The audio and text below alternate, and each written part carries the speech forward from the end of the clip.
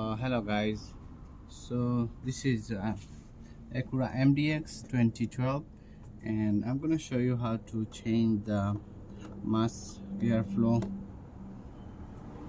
intake bulb. So you simply remove this two screw, disconnect,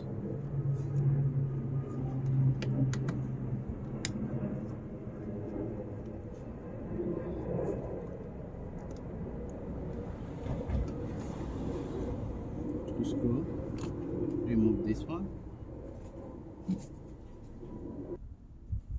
So this is the old one, this is the new one. It looks similar. Just put it in, connect, clicked.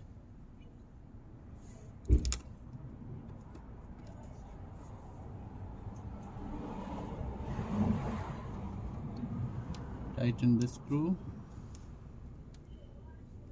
and it's easy. Thank you so much.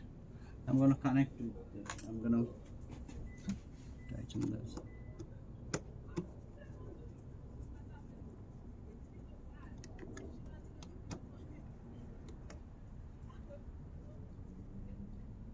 Okay, done. Thank you.